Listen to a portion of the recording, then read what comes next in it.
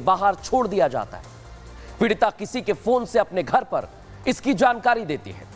युवती के पिता बेटी के बताए पते पर पहुंचते हैं। बेटी शर्म के कारण अपने घर जाने से इनकार करती है। पिता किसी तरह समझाकर बेटी को घर ले जाते हैं। कुछ घंटे बाद अपने घर पर युवती पहुंचती है और खुदकुशी कर लेती है। युवती के पिता के पास एक दरोगा पहुंचते हैं। पीड़िता के पिता को एक होटल में ले जाया जाता है। दरोगा अपने मुताबिक तहरीर लिखवा लेते हैं। शिकायत में गैंगरेप वाली बात गायब कर दी जाती है। हीला वाली सोचिया पुलिस, सिर्फ आत्महत्या का मामला दर्ज करवाने की बात लिखी गई। आरोपियों को बचाने की कोशिश की जाती है। यहां पर युवती के परिवार वाले इसका पुरजोर विरोध करते हैं दर्शकों, और इसके बाद शिकायत गैंगरेप की धारा बढ़ाई जाती है। यानी विरोध दर्ज कराने के बाद यह धारा बढ़ाई जाती है दर्शकों, सोचिए आप। लेकिन अंबेडकर नगर में अपराधी ये भूल गए थे कि उत्तर प्रदेश में योगी सरकार है। उन पर किस तरह का एक्शन लिया गया है कि अब वो चल नहीं पा रहे हैं। देखिए जरा इस रिपोर्ट में। ये तस्वीर सिर्फ ट्रेलर है। आरोपियों का ये लंगड़ापन इनके अपराध की बहुत छोटी सजा है। इन दोनों आरोपियों को ध्यान से देख लीजिए। यही दोनों अंबेडकर नगर की बिटिया के गुनहगार हैं। इन्हीं दरिंदों के कारण आज वो बच्ची हम सब के बीच मौजूद नहीं है। वो इतना टूट गई थी कि उसने आत्महत्या कर दी। लड़की के साथ वो लोग बलात्कार किए थे और लड़की केवल इज्जत बचाने के लिए वो कह नहीं पा रही थी। शिकायत दर्ज करवाए और उसके बाद शिकायत के बाद वो घर आ गई। घर से एक आध घंटे बाद आत्महत्या कर लिया। युवती के पिता की आवाज के इस दर्द को समझा जा सकता है कि उस बच्ची पर क्या बीती होगी। यूपी पुलिस के हरकत में आते ही पीड़िता के इंसाफ की लड़ाई शुरू हो गई। आरोपियों की तलाशी तेज कर दी गई। आखिरकार 2 आरोपियों का पता लगाया गया। पुलिस ने उन्हें पकड़ लिया, लेकिन पुलिस के डर से उन्होंने छलांग लगा दी। दोनों आरोपियों के पैर में चोटें आई हैं, जिसके कारण आज उन्हें चलने का भी सहारा लेना पड़ रहा है।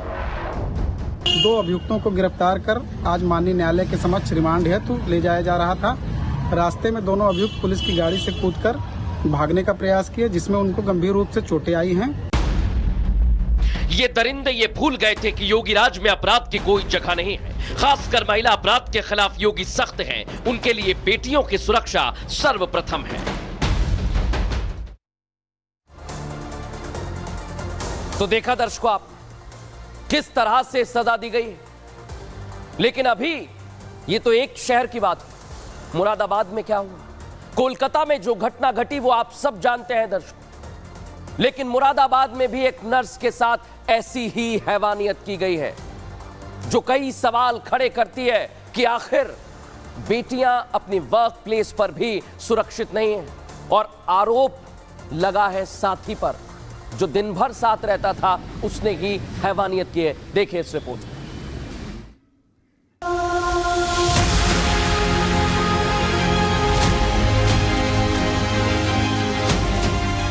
कोलकाता रेप कांड का मामला अभी ठंडा नहीं हुआ कि यूपी के मुरादाबाद से एक प्राइवेट अस्पताल में नर्स के साथ हैवानियत की वारदात अंजाम दी गई। नर्स के साथ हैवानियत करने वाला कोई और नहीं बल्कि उसी हॉस्पिटल का डॉक्टर शहनवाज है, जिसने अस्पताल में काम कर रही महिला स्टाफ और वार्ड बॉय की मदद से नर्स के साथ रेप की वारदात को अंजाम दिया।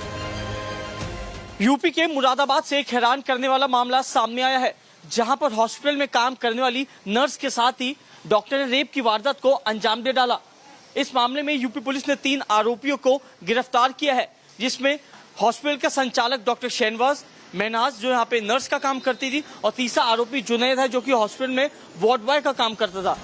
मुरादाबाद के अस्पताल में नर्स के साथ दरिंदगी के बाद उसे एक चैम्बर में रात भर बंद करके रखा। सुबह जब दूसरे स्टाफ अस्पताल पहुंचे तो उन्होंने लड़की को चैम्बर से बाहर निकाला, जिसके बाद पीड़ित लड़की ने अपने घर पहुंचकर परिवार वालों को पूरी जानकारी दी।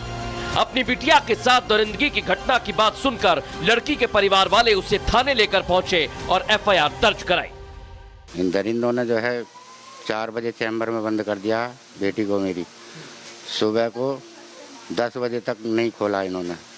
मेरी बेटी वहाँ इन्होंने बहुत रिक्वेस्ट की है, मुझे खोल दो, मेरा फ़ोन दे दो। इन्होंने फ़ोन दिया है उसको। जब उन्होंने आकर मुझसे बताया घर पे बदहोशी में, तब मैं जो है थाने गया। मुरादाबाद में हुई दरिंदगी की घटना को लेकर जब लड़की की मां से बात की तो बात करने में उनका गला सूख गया। रोती चिल्लाती आई तो चैम्बर में बंद करके डाल दी।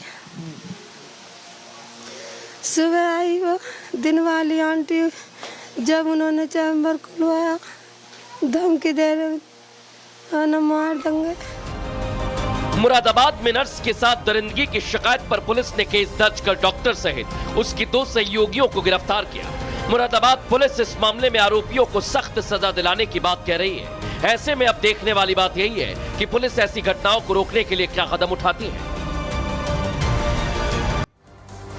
देख लिया दर्शकों आपने मुरादाबाद में क्या हुआ, लेकिन मैंने आपको 4 जगह बताई थी और अब मैं आपको अजमेर में क्या हुआ है आज ये मिसाल बनेगा, बताने वाला हूं। क्योंकि अजमेर के आरोपी इतने बड़े हैवान थे, क्योंकि ये मामला 32 साल पुराना है दर्शकों, एक सेक्स स्कैंडल से जुड़ा हुआ, और 6 लोगों को दोषी मान लिया गया है। पॉक्सो कोर्ट ने 6 आरोपियों को दोषी ठहरा दिया है दर्शकों। दोषियों को उम्र कैद की सजा सुनाई गई है इस तरह के कृत्य पर। 6 दोषियों पर 30 लाख रुपए का जुर्माना लगाया है। लेकिन घटना क्या थी ये जान लीजिए। मेयो कॉलेज की 100 से ज्यादा छात्राओं से जुड़ा हुआ यह केस है। यूथ कांग्रेस अध्यक्ष फारूक चिश्ती लड़कियों को बुलाता था, रेस्टोरेंट में पार्टी के नाम पर बुलाया जाता था और फिर लड़कियों को नशीला पदार्थ पिलाकर दुष्कर्म किया जाता था। फिर लड़कियों की न्यूड तस्वीरें तक खींची जाती थी। सोचिए, दूसरी लड़कियों को अपने साथ लाने का दबाव बनाते थे ये लोग।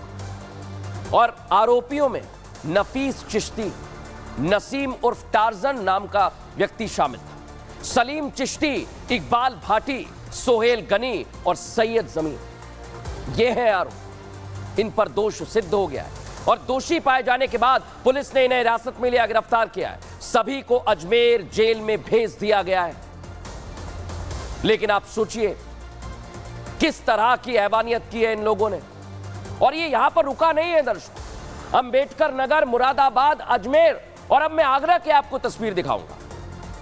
उत्तर प्रदेश के आगरा में एक लड़की सड़क पर स्कूटी से निकल रही है, तस्वीर देख लीजिए। 2 बाइक सवार मंचलें उनका पीछा कर और इन मंचलों ने करीब 2.5 किलोमीटर तक दर्ज उस बच्ची का पीछा किया। उस पर गंदे गंदे कमेंट किए गए। लड़की को स्कूटी से गिराने तक की कोशिश हुई। सोचिए कि अगर वो गिर जाती तो उसके साथ क्या हो सकता था। लेकिन ये मंचल ये भूल गए थे कि ये योगी राज है। महिला शक्ति की तरफ नजर उठाकर देख रहे हैं। जैसे ही ट्रैफिक पुलिस को इसका